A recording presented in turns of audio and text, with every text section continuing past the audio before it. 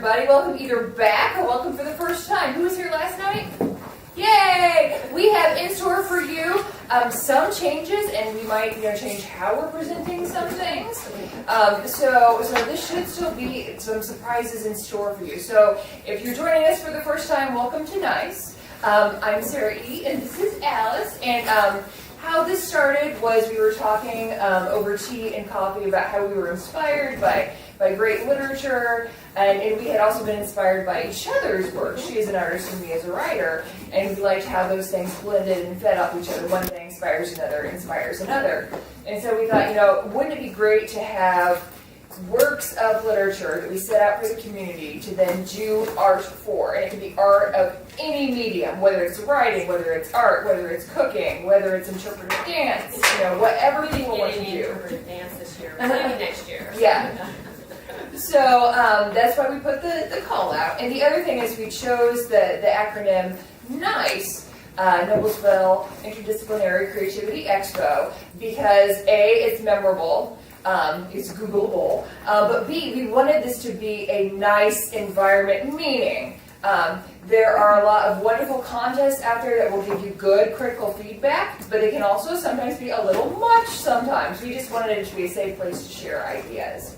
So that's kind of the story behind this. And now over to the wonderful Alice, who's kind of the visionary behind it and has put in so much work behind this.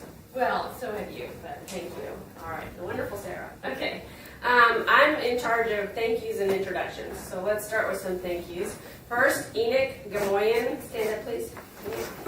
Our wonderful musician tonight. The music you were listening to while we were milling about and having fun, that's his music, his original music, and he's also going to perform for us tonight a little bit later on. So thank you for donating your CD to us for that. It was wonderful, and I think perfect for the event. Very nice. Thank you. Okay. Pam's Tea Shop. Pam, stand up. Give yourself a shout out. That's Pam. She's got her delicious tea for us again tonight. And Emily, I lost her. There she is. Emily, stand up. Emily with Love's Hangover. She brought her beautiful jewelry. And these are two local business people who jumped on board the minute I asked them if they would like to be involved in some way. They both said yes, and they're here. They're wonderful. They've given us stuff to give away at the end, and it's just please frequent their businesses. On the back of your program, it has their contact and location places. The venue, thank you, John. Where's John? John, do you want to stand up? Stand up. This is John Gilmore. He owns the venue, Logan Street Sanctuary. I encourage you all to sign his email that's back at the door to get on the list for the events that are here, the musical events, some art events too, but mostly musical events. They're wonderful. A little history of the building. This building started out as an army barracks in Ohio, and it was donated to a church and moved to Noblesville, to this location. And the church used it for a while, and then it sat empty for a while until John bought it and turned it into this place, which is fantastic. It's a great listening room. If you guys know musicians and artists, this is a place to come and enjoy.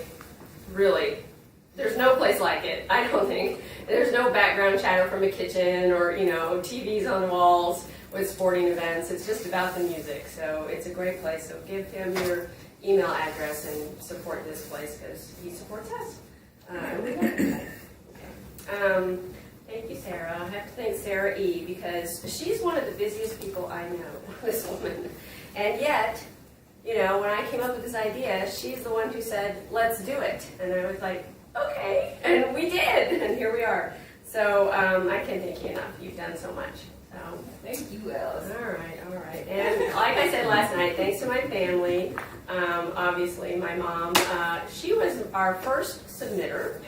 And tonight I will actually be presenting her pieces, so that's exciting for us. My kids were here last night. My son's here again with his girlfriend, so thank you guys for coming back. And my husband's here, of course, over there.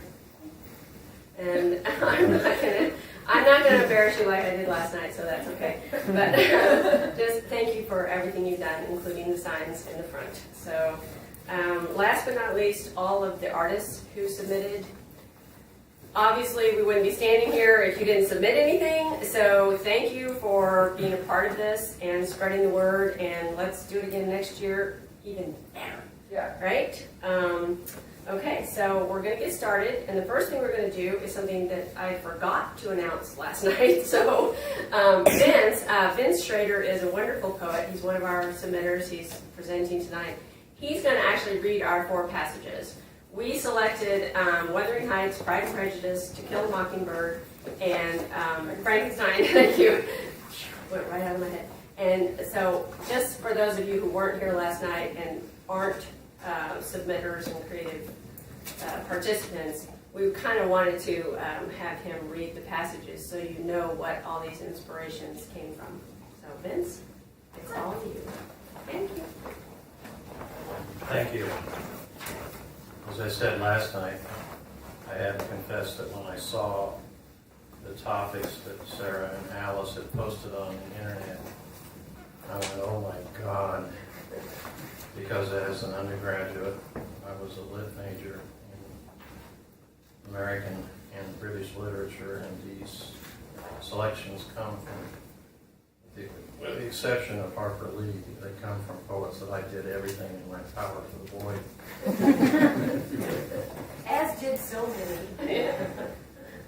The concepts that are within the pieces that have been presented to us as prompts to respond to artistically involve courage in the face of nightmares, broken hearts, the loss of loved ones, dreams of falling in love, hopes for the future, dreams that change lives, life-changing experiences, and dreams which turn into nightmares, and the big test that comes to all of us when bad things happen.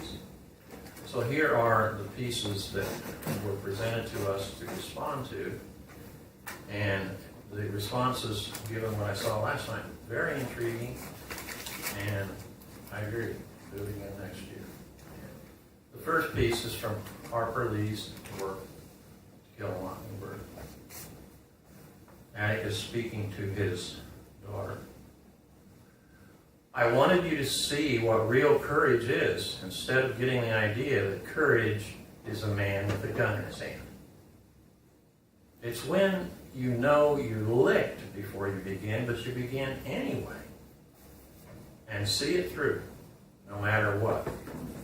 You rarely win, but sometimes you do.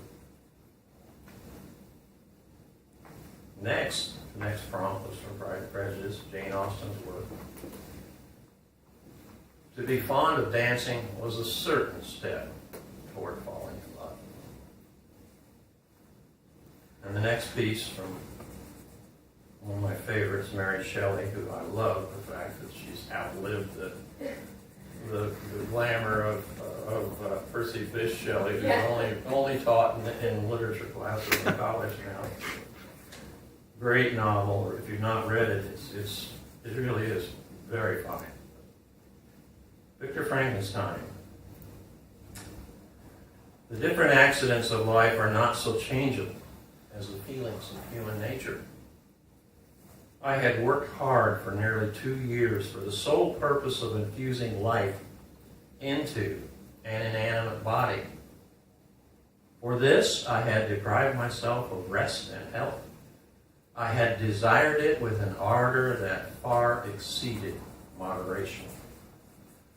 But now that I had finished, the beauty of the dream vanished, and breathless horror and disgust filled my heart.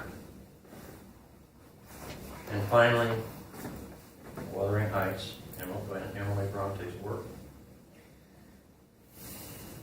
I've dreamt in my life dreams that have stayed with me ever after and changed my ideas. They've gone through and through me, like wine through water, and altered the color